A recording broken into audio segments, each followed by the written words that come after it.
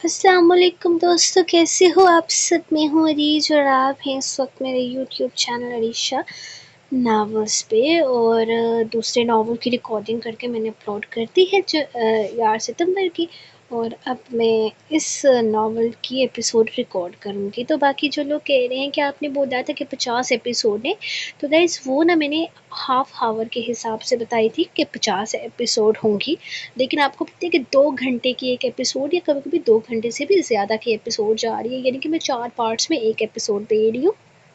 تو اس حساب سے اگر دیکھا جائے تو ناول اب اینڈ ہو رہا ہے، اور میں سچ بتاؤں تو ناول کی جو ورڈنگ ہے نا، میرے نارمل ناول کی ورڈنگ 2 لاکھ ہوتی ہے، 2.5 لاکھ ہوتی ہے، لیکن اس ناول کی 4 لاکھ سے اوپر جا چکی ہے۔ تو آئی نو روز ناول آتا ہے، آپ کو پتہ نہیں چلتا کہ ناول کتنا لمبا جا چکا ہے، لیکن اب اس ناول کی اینڈنگ ہوگی، اور آپ کے لیے میں ایسا کروں گی کہ ایک ایپیسوڈ فالتو لکھ دوں گی، یعنی کہ 21ویں قسط بھی میں لکھ دوں گی، تو اس سے زیادہ میں کچھ نہیں کر سکتی۔ باقی آپ لوگوں نے اس کو اتنا سارا پیار دیا، اس کے لیے تھینک یو سو مچ، لیکن اینڈ پہ آپ لوگ پیار کم دکھا رہے ہیں، جس کے لیے میں نے ایک ہمیشہ کی طرح ایک پیاری سی دھمکی لکھ دی ہے، اور میں بھی اس کے بعد آپ لوگ تھوڑا بہت رسپانس دے دو گے۔ تو باقی یہ کہ یار ہر ناول جس نے شروع ہونا ہوتا ہے اس نے ختم ہونا ہوتا ہے، اور میں نے پہلے ہی کہا تھا کہ رویام کی کہانی نہیں ہے، جنون یارم مطلب یارم کی کہانی ہے، اور باقی جو رویام کی کہانی ہے تو بات پھر وہی ہے کہ جس طرح میں نے مقدم کو مار کر بہرام کی کہانی چلائی تھی، اسی طرح میں نے یارم کو مار کرنا رویام کی کہانی چلانی ہے۔ اگر آپ کو منظور ہے تو مجھے کامنٹ سیکشن میں بتائیے گا۔ مطلب یار ہیرو کو بڈھا کرنا، اس کے بچوں کو جوان کرنا، پوترے پوتریاں پیدا کرنا، میں اتنا لمبا کام نہیں کر سکتی، سیدھی صاف بات ہے۔ اگر آپ نے رویام کو بڑا کروانا ہے نا تو میں نے پیچھے سے یارم کو پھرکا دینا ہے، تو اگر تو آپ کو یہ بات منظور ہے تو آپ لوگ کمنٹ سیکشن میں بتا سکتے ہیں، ورنہ باقی میرے پاس اور کوئی آئیڈیا نہیں ہے، ٹھیک ہے۔ ایک جہاں تک بات رہی ڈون کا، تو ڈون کے 1 یا 10 ناول لکھ دو یار، کیا فرق پڑتا ہے، لیکن پھر پچھلا ڈون میں نے پھرکا دینا ہے، کیونکہ مجھے یار بڈھے ہیرو نہیں پسند، سیدھی صاف بات ہے۔ اب یہ کیا ہوا کہ ایک بڈھا ہیرو بھی جو ہیرو بھی جوان ہے اور وہ اس کا ابا بھی جوان ہے، تو ایسا تو نہیں ہو سکتا نا۔ تو میرے وہ یہی ہے کہ میں یارم کو 50-60 سال کا نہیں کرنے والی، اور اگر آپ لوگوں کو پڑھنا ہے تو پڑھو یار، سچی بات ہے۔ میرا موسٹ فیورٹ ناول ہے، ایک ناول تھا، میں نام نہیں لوں گی، تو یار اس میں نا دوسرے سیزن میں جا کے ہیرو کو بڈھا کر دیا، تو قسم سے میرا دل اتنا خراب ہوا تھا نا کہ کیا کر دیا یار، کیا ہی کر دیا۔ تو ہے میں بتا ہی دیتی ہوں ناول کا نام بھی، پیر کامل آب حیات۔ تو اس میں نا مطلب سالار سکندر کی کہانی تو آپ سب نے ہی پڑھی ہے، تو یار اس میں کتنا پیارا سیزن 1 چل رہا تھا، سیزن 2 بھی ہاف سے آگے تک اچھا ہی رہا، لیکن جب بچے جوان ہوئے، وہ سارے اس کے بچے، میں نے وہاں سے پڑھنا چھوڑ دیا، کیونکہ وہاں پہ میرا مزہ خراب ہو گیا تھا۔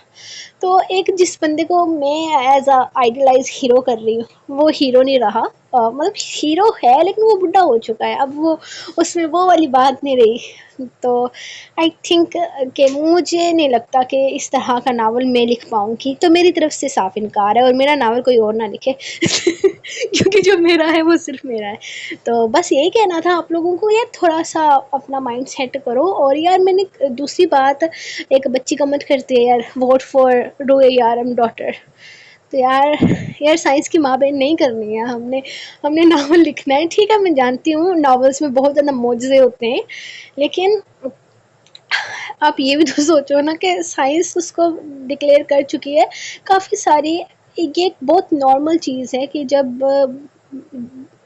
کوئی بچہ کمپلیکیشنز کے بعد پیدا ہوتا ہے، پہلے میں نے روح کا ایک مس کیریج کروایا، جب وہ اس کا ارشد راشد، آپ لوگوں کو پتا ہوگا، میں تو بھول چکی ہوں، تو جب اس کو دفناتا ہے زمین کے نیچے، تو اس کے بعد جب اس کا مس کیریج ہوتا ہے، اس کے بعد کمپلیکیشنز آتی ہیں، جب دوسرا بچہ پیدا ہوتا ہے تب وہ نہیں سروائیو کر سکتی نیکسٹ بچے کے ساتھ، تو ظاہر سی بات ہے پھر وہ نہیں لانا، اگر میں نے تو میں کلیئر کر چکی ہوں کہ کوئی بچہ نہیں ہوگا، تو آپ اس چیز کو قبول کرو، معجزے ہوتے ہیں لیکن یہ نہیں کہ ہم نے ہر قسط میں معجزہ لکھنا ہے، تو سائنس کی ماں بہن نہیں کر سکتے ہم، no mother sister of science, okay. تو شاباش میرا بچہ، اب نہیں آپ نے کہنا کہ ووٹ فار روح یارم's ڈاٹر، باقی آپ لوگ پیار دکھاؤ، کمنٹ میں کچھ اور بھی لکھ دیا کرو یار، میں میرے چینل پہ 78 کمنٹس ہے جس میں لکھا ہے روہیگم کی ڈاٹر کے لیے ووٹ کرو. تو یار بہت ہو گیا ووٹنگ، اب نہیں ووٹنگ کرنی، ٹھیک ہے؟ اب مان جانا میری بات، اور جس نے سن لیا ہے اس بچی کو بتا دینا، اگر وہ نہیں سنتی ہوئی تو آپ لوگ بتا دیجئے گا کہ یار یہ کام نہیں ہو سکتا، نہیں ہو سکتا، نہیں ہو سکتا. نو مدر سسٹر آف سائنس، یہ میرا ہیش ٹیگ لگا لو. Okay let's start. اور یار 25 منٹ دیکھ لو گی، ایسا کیوں ہوتا ہے میرے ساتھ؟ میں اتنی گلیں کیوں کرتی ہوں میں یار؟ سچی میں اتنی زیادہ باتیں نہیں کرنے والی تھی. جنہوں نے یار قسط نمبر 20 پارٹ 1 تحریر علی شاہ. سو جاؤ میری جان کی روٹے سو جاؤ، اتنا کام کیا ہے تو نے، تھک گیا ہے آج تجھے یاد نہیں رہا، تو نے سارا دن اچھلتا کودتا رہا ہے، بھاگتا دوڑتا رہا ہے، تھک گیا ہے تو. نہیں تھکا میں، آپ تھک گئے ہو، آپ سو جاؤ. نہیں تھکا میں، آپ تھک گئے ہو، آپ سو جاؤ. وہ اس کے سینے پر بیٹھا مزے سے بولا تھا. دیکھ میری جان کے روٹے، میرے چوزے تو دودھ بھی پی چکا ہے، اب تیرا جاگنا ٹھیک نہیں ہے. اچھے بچے جلدی سو جاتے ہیں، رو یار سمجھاؤ اس کو. اس نے پاس بیٹھی رخ سے کہا تھا، جو اب تک ریڈ ساڑی پہنے ان دونوں کے مکالمات سن رہی تھی. رویام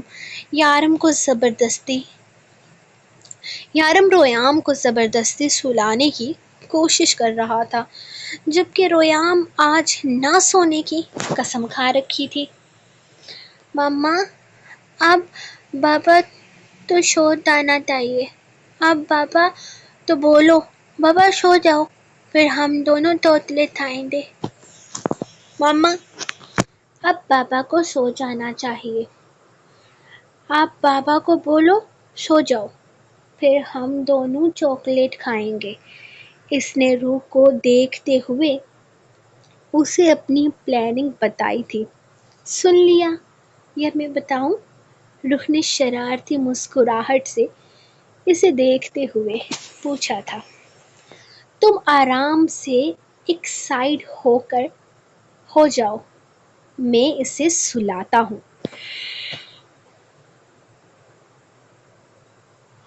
وہ اسے زبردستی اپنے سینے میں بھیجتے ہوئے سلانے کی کوشش کر رہا تھا، لیکن رویام نے تو قسم کھا رکھی تھی کہ وہ نہیں سوئے گا.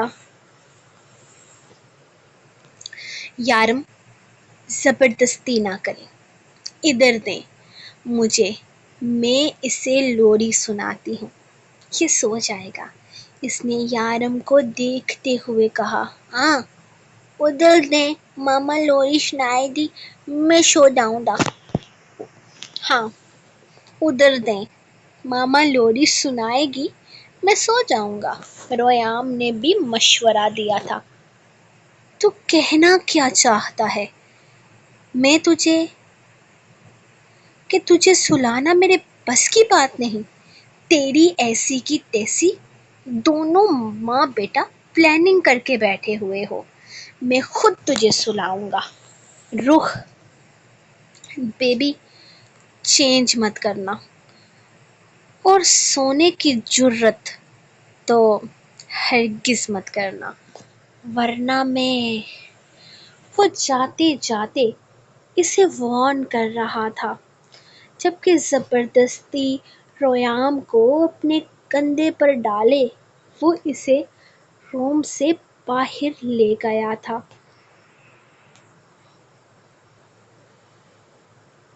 اس نے روشنی میں نہیں سونا تھا، یقیناً وہ اسے اندھیرے میں سلا کر لانے والا تھا، جبکہ روح جو اچھی خاصی تھک چکی تھی، اب مزید اس ساری میں کتنی دیر رہنا تھا سوچ کر وہ بس آہ بھر کر رہ گئی.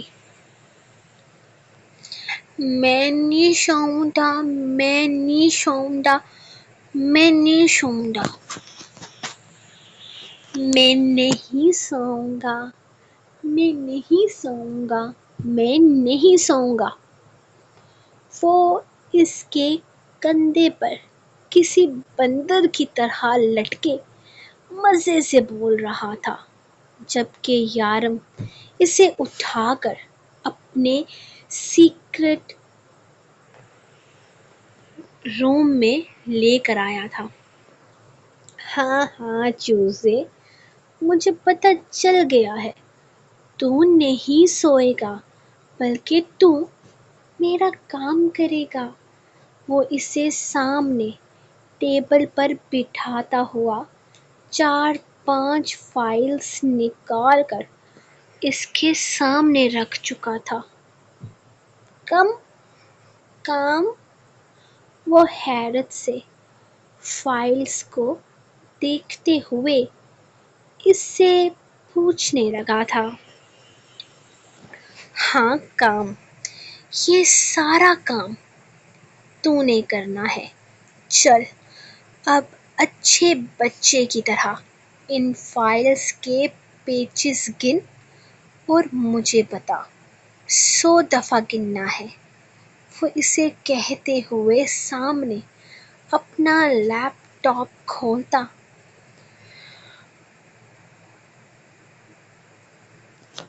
اس پر کچھ کرنے لگا تھا، جبکہ وہ اونچی آواز میں 1-2 کرنے لگا۔ بابا 10 تو 10 دفعہ کاؤنٹ کرنا ہے نا؟ بابا 10 کو 10 دفعہ کاؤنٹ کرنا ہے نا؟ اس نے اچانک سوال کیا۔ یارم نے مصروف سے انداز میں اسے دیکھ کر ہاں میں سر ہلایا تھا، اور اس کی کاؤنٹنگ ایک دفعہ پھر سے شروع ہو گئی تھی۔ تقریباً 20 منٹ گزرے تھے کہ ریام کی آواز کم سے کم تر ہوتی گئی۔ یارم نے اس کی جانب نہیں دیکھا تھا جب تھوڑی دیر کے بعد آواز پوری طرح سے بند ہو گئی۔ اس نے اسے بالکل نہیں چھیڑا تھا کیونکہ وہ اس سے ضد لگا کر زبردستی جاگنے کی کوشش کر رہا تھا۔ اگر یارم اس پر دھیان دیتا تو وہ مزید جاگنے کی کوشش کرتا، اسی لیے یارم اسے پہلے ہی کسی چیز میں مصروف کر رہا تھا، اپنی چیز میں مصروف رہا تھا۔ وہ اپنا کام ختم کرتا ٹیبل کی طرف متوجہ ہوا تو وہ ٹیبل کے اوپر فائل کے اوپر سر رکھے گہری نیند سو رہا تھا۔ اس نے ایک نظر ساری فائلز دیکھی تھی۔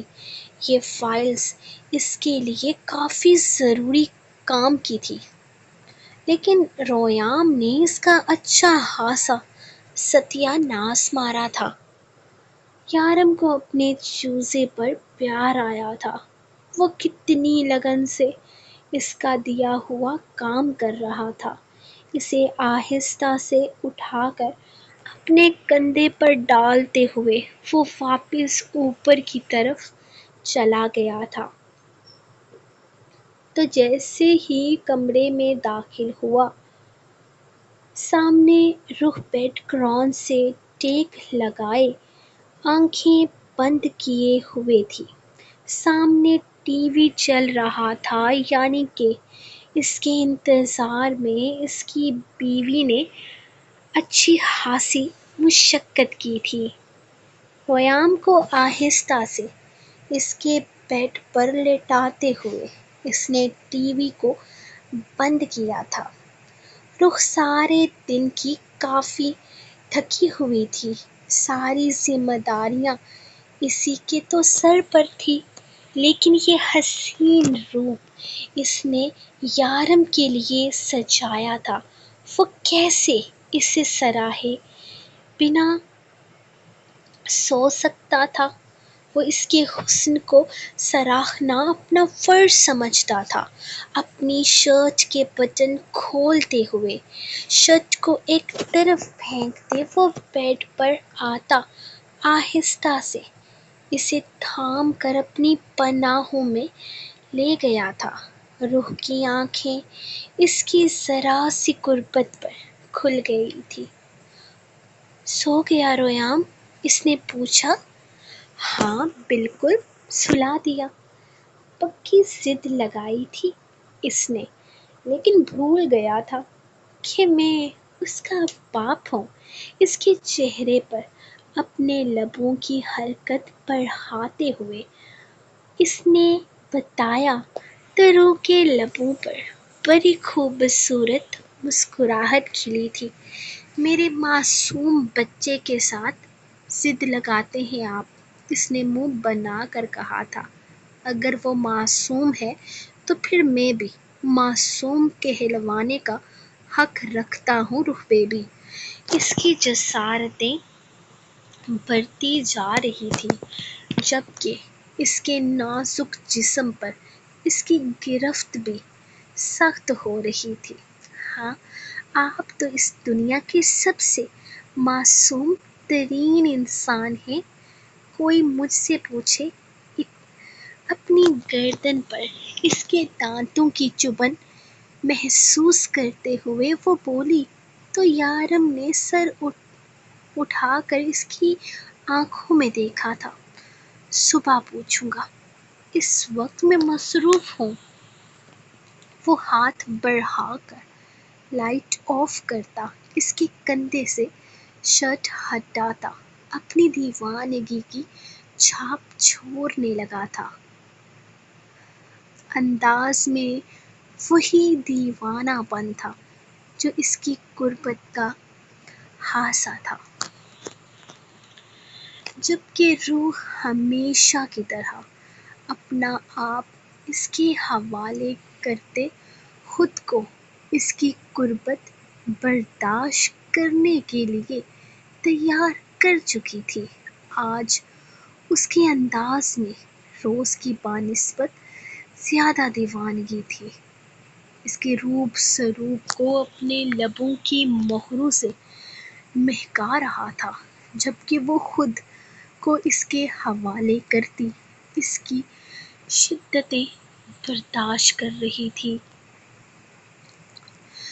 گڈ مارننگ میری جان، آنکھیں کھولو اور جلدی سے تیار ہو جاؤ۔ ہم لوگوں نے پہلے تمہارے بھائی سے ملنے جانا ہے اور پھر ہم دونوں یہاں سے سیدھا ایئرپورٹ جائیں گے۔ وہ پیار سے اسے جگا رہا تھا، جبکہ وہ کچھ شرماتی گھبرائی سی اٹھ کر بیٹھتی اسے اپنے سامنے ناشتہ رکھا دیکھنے لگی۔ گڈ مارننگ، ہم اتنی صبح کہاں جا رہے ہیں؟ میرا مطلب ہے ایئرپورٹ پر۔ وہ اپنے بال پیچھے کی طرف آرزتے ہوئے اس سے پوچھنے لگی تھی، جبکہ اس کا شرمایا گھبرایا سا روپ عارت کے دل میں اتر رہا تھا۔ وہ آہستہ سے اس کے گرد اپنی باہوں کا حصار بناتا اسے اپنے قریب کر چکا تھا، جبکہ خیام اس کی حرکت پر اپنے لبوں پر آنے والی شرمندگی سی مسکراہٹ چھپا نہیں پائی تھی۔ تمہیں اللہ کے گھر لے کر جانا ہے؟ میں تمہیں اللہ کے گھر لے کر جا رہا ہوں، وہ اس کے کان پہ لب رکھتا سرگوشی سے بولا تھا۔ تو بھی یقینی سے اس کی طرف دیکھنے لگی۔ سچ میں؟ وہ اچانک بولی تھی۔ وہ نرمی سے اس کے ماتھے پر اپنے لب رکھتا ہاں میں سر ہلا گیا تھا۔ ہاں سچ میں۔ جلدی سے فریش ہو جاؤ، پھر ہم ناشتہ کرتے ہیں اور پھر تمہیں تمہارے بھائی سے ملوانے لے کر جاؤں گا، اور وہاں سے ہم سیدھا ایئرپورٹ جائیں گے، اور وہاں سے ہم اللہ کے گھر جائیں گے۔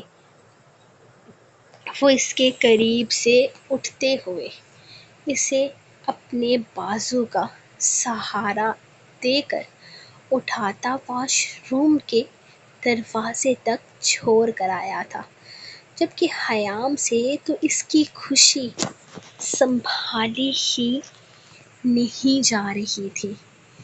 اسے ریام کے پاس بھی جانا تھا، اور اسے اللہ کے گھر بھی جانا تھا۔ اتنی جلدی ساری خوشیاں ایک ساتھ مل گئی تھی۔ اسے اور کیا چاہیے تھا؟ وہ جلدی سے فریش ہونے چلی گئی تھی۔ وہ کتنی دیر یارم کے سینے سے لگی رہی تھی۔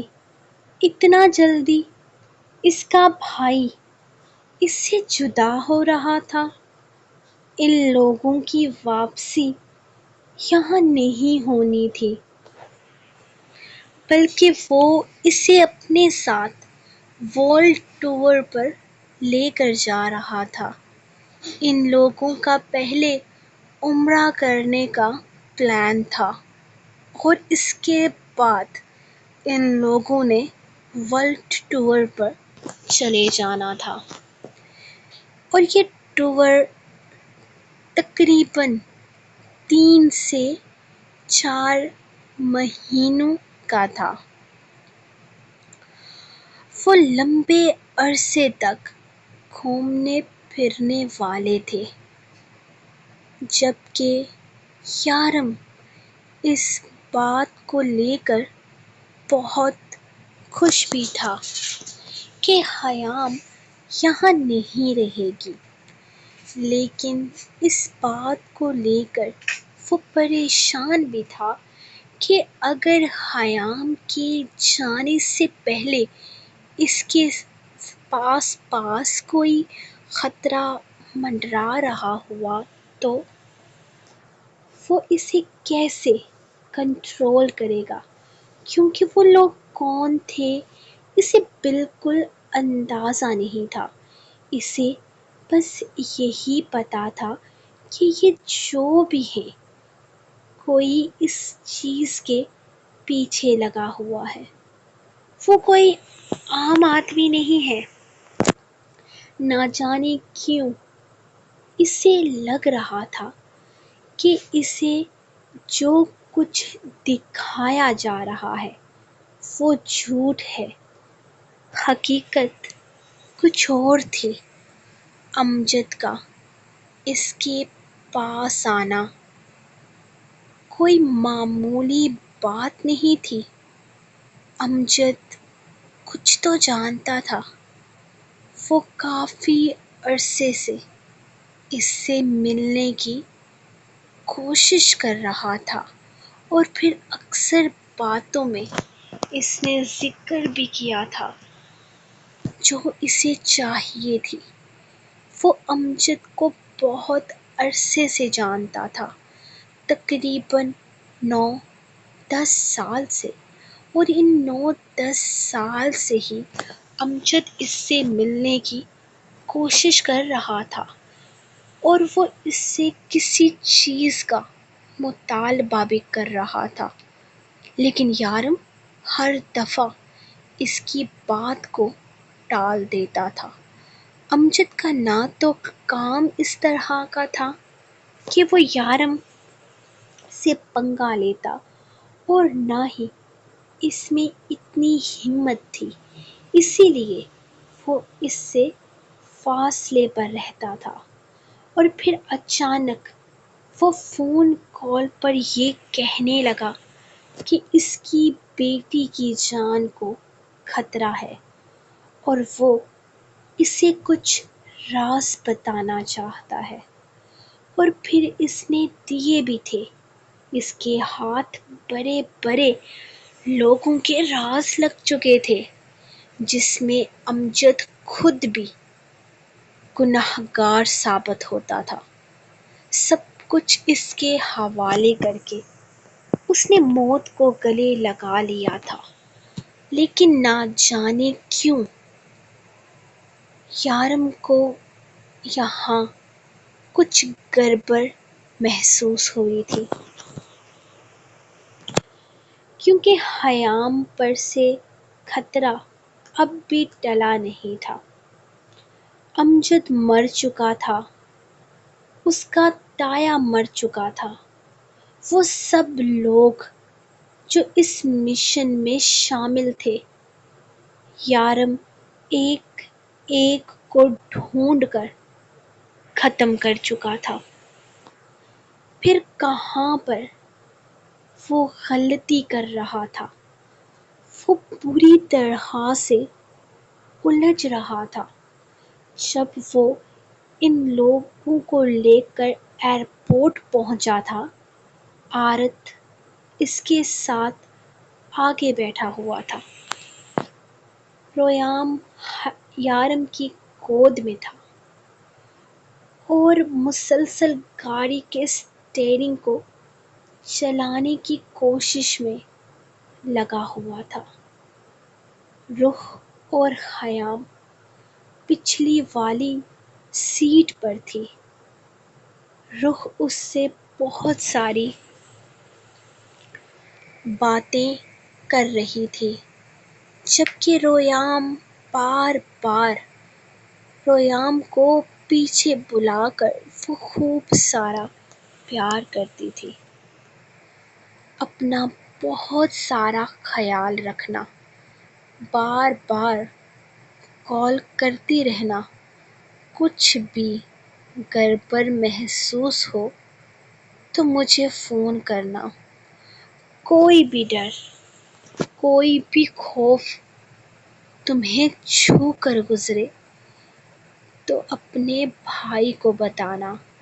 وہ اس سے ملتے ہوئے اسے بتا رہا تھا، آج کا دن ان لوگوں نے اس کے ساتھ ہی گزارا تھا، اور آرت صاحب کا کہنا تھا کہ وہ ولیمہ اپنے ہنی مون سے لوٹ کر کریں گے، کیونکہ عمرے کی ٹکٹس پہلے ہی آ چکی تھی اور سب سے پہلے وہ اپنی بیوی کی خواہش پوری کرنا چاہتا تھا، جس پر یارم نے کسی طرح کا کوئی اعتراض نہیں کیا تھا۔ یارم اسے بہت ساری ہدایات دے کر وہاں سے جانے کا کہہ چکا تھا، جبکہ وہ دونوں ایئرپورٹ سے اندر کی طرف جانے لگے۔ ان دونوں کو بھیجتے ہوئے وہ ریام اور روح کو لے کر واپس گاڑی کی طرف آنے لگا۔ رخ نے ریام کو بہت اچھے سے سمجھایا تھا کہ وہ روئے گا نہیں، اور وہ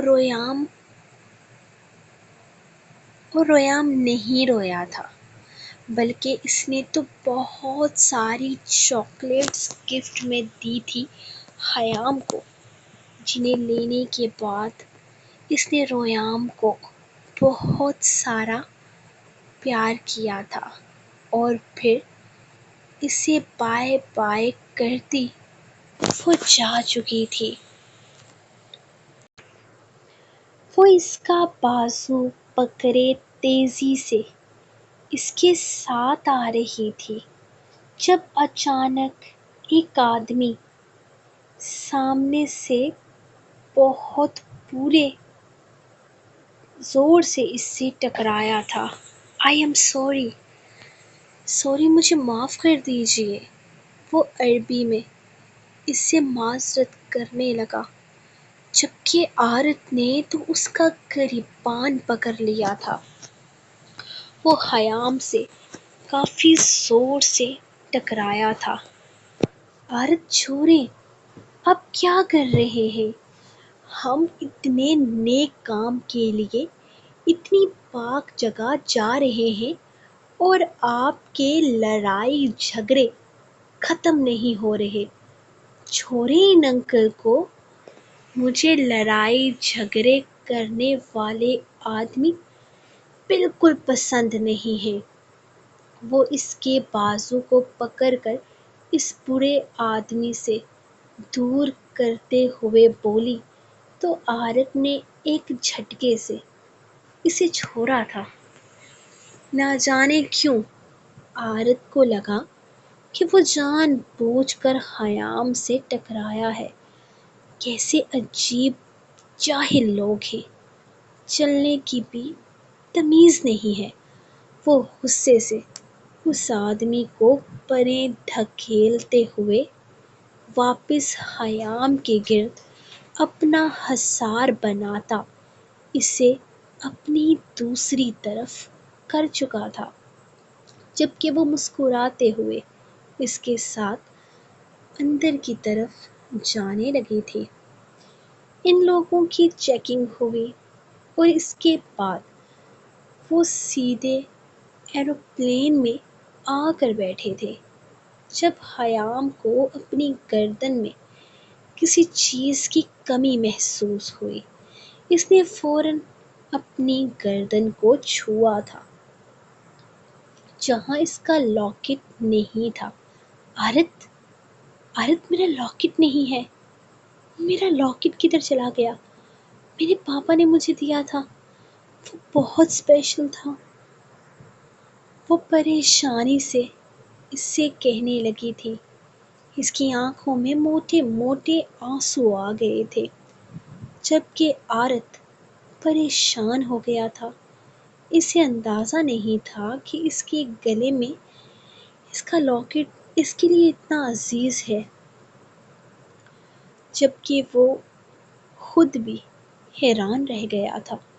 اس کا پہنایا ہوا لاکٹ اس کے گلے میں موجود تھا، جبکہ اس کے بابا والا لاکٹ اس کے گلے میں نہیں تھا۔ ریلیکس ہو جاؤ، یہیں کہیں گرا ہوگا، ہم ڈھونڈتے ہیں۔ وہ پریشانی سے آگے پیچھے دیکھنے لگا تھا، لیکن اس نے نہیں ملنا تھا، وہ نہیں ملا تھا۔ وہ سارا راستہ پریشان رہی تھی، بلکہ پریشان کیا رہی تھی اس لاکٹ کے لیے تو اس نے آنسو بھی بہائے تھے۔ وہ کیسے اپنے بابا کی سب سے اسپیشل چیز کو کھو سکتی تھی؟ اسے یاد تھا گاڑی میں اس کے گلے میں دونوں لاکٹس تھے۔ اس نے گاڑی کے مرر سے اپنے آپ کو دیکھا تھا۔ وہ اپنے باپ کی دی ہوئی اتنی عزیز تحفے کو گنوا چکی تھی۔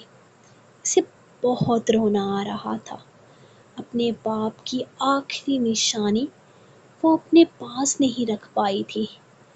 اس کا باپ کہتا تھا کہ وہ لاکٹ کوئی معمولی لاکٹ نہیں ہے، وہ بہت اسپیشل ہے، اور وہ اپنی اتنی اسپیشل چیز کھو چکی تھی، وہ بھی شاید ہمیشہ کے لیے۔ یارم اپنے آفس روم میں آیا تو ہر طرف اپنا مسٹری باکس ڈھونڈنے لگا تھا، لیکن اسے مسٹری باکس نہیں ملا تھا۔ خیام، روح یار، تم نے میرا مسٹری باکس دیکھا ہے جو وہاں ٹیبل پر پڑا تھا؟ پھر سے کہیں رکھ دیا تم نے؟ وہ باہر نکلتے ہوئے روح سے پوچھنے لگا تھا، جو ریام کو زبردستی فروٹس کھلا رہی تھی فوراً نفی میں سر ہلا گئی۔ نہیں یارم، میں نے تو کہیں نہیں دیکھا، پتہ نہیں آپ نے کہاں رکھا ہے، اندر ہی کہیں ہوگا۔ ریام بچہ کھاؤ نا، وہ اسے زبردستی ایپل کھلا رہی تھی، جبکہ وہ کھا کم رہا تھا، کھیل زیادہ رہا تھا۔ فروٹ سے تو پتہ نہیں اس کی کیا دشمنی تھی۔ ماما میں الٹا ترتے کھاؤں گا، ماما میں الٹا کھاؤں گا۔ وہ اس سے سلائس کو لے کر کبھی رائٹ سائڈ سے پکڑتا، تو کبھی لیفٹ سائڈ سے، جبکہ روح تو سر پکڑ کر رہ گئی تھی۔ اسے کھانا کھلانا دنیا کا سب سے مشکل ترین کام تھا۔ روح، اسے میں کھلاتا ہوں، تم میرا مسٹری باکس ڈھونڈو۔ وہ ریام کے ہاتھ سے اچانک سلائس لے کر اس کے منہ میں ٹھوس کر بولا تھا، جبکہ ریام یارم کو اس کے حوالے کرتی اندر چلی گئی تھی۔ لیکن 20-30 منٹ گزر جانے کے بعد بھی وہ کامیاب نہ ہو سکی۔ اس کا مسٹری باکس کہاں جا چکا تھا؟ روح، گھر میں کوئی انجان آدمی آیا تھا؟ اسے ناکام ہوتے دیکھ کر وہ ریام کو اٹھائے اندر ہی آ گیا تھا۔ نہیں، گھر میں تو کوئی انجان نہیں آیا۔ 1 منٹ، آج صبح لائٹنگ اتارنے کے لیے لوگ آئے تھے، لیکن وہ گھر سے باہر رہے ہیں۔ ہزر ماموں کے ساتھ تھے۔ وہ کچھ یاد کرتے ہوئے بولی تو یارم ریام کو اس کے حوالے کرتا تیزی سے باہر نکلا تھا، جبکہ اس کی پریشانی روح کی سمجھ سے باہر تھی۔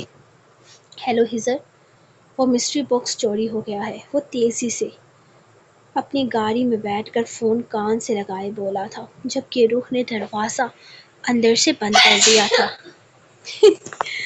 سو گائز، یہ تھے آپ لوگوں کی آج کی ایپیسوڈ۔ یار آپ لوگوں کے حالات نا مجھے کچھ ٹھیک نہیں لگ رہے ہیں۔ آپ لوگ مجھے اکسا رہے ہو کہ پلیز اپنا رسپانس بہتر کرو۔ اگر مجھ پر شیطان حاوی ہو گیا نا تو میں نے آپ کے ساتھ ناانصافی کر دینی ہے، پھر آپ لوگوں نے مجھے بددعائیں دینی ہیں۔ دعائیں لکھا ہے میں نے، لیکن آپ نے دینی تو بددعائیں نا 2500 لائک ہی کر دو یار۔ میں کون سا آپ سے آپ لوگوں کی جائیداد مانگ رہی ہوں، لائک ہی مانگ رہی ہوں نا، ایک لائک دینے میں کیا حرج ہے؟ تو جلدی سے لائک کر دو اگر آپ کو ناول چاہیے تو، اگر نہیں چاہیے تو بھی بتا دو، ہمارا کیا ہے یار، ہم نہیں کریں گے محنت، ویسے بھی ہم بیچ رہے ہیں اور ہمیں پیسے آ رہے ہیں، تو آپ لوگ دیکھ لو آپ لوگوں نے کیا کرنا ہے۔ جلدی سے لائک کر دو یار، صرف لائک ہی مانگتی ہوں نا میں، کون سا آپ سے کچھ اور مانگتی ہوں، کچھ بڑا نہیں مانگتی یار۔ ایک سیکنڈ لگتا ہے صرف، بلکہ 1 سیکنڈ سے بھی کم لگتا ہے، مطلب 0.0001 اس طرح کا کچھ ٹائم لگتا ہے، تو یار اتنی نہیں کرتے نا، کر دیتے ہیں لائک۔ تو سٹارٹنگ میں میری بک بک کے لیے سوری، معذرت جن لوگوں کو تکلیف ہوئی، اور جن لوگوں نے میری بک بک سن کر انجوائے کیا ان کے لیے شکریہ، اور باقی جن کو تکلیف ہوئی ان کو میں بلاک کر دوں گی، مجھے کامنٹ سیکشن میں بتا دینا۔ ملوں گی نیکسٹ ایپیسوڈ کے ساتھ، تب تک کے لیے اپنے ڈیڈی کو دے اجازت اور دعا میں یاد رکھو۔ اللہ حافظ۔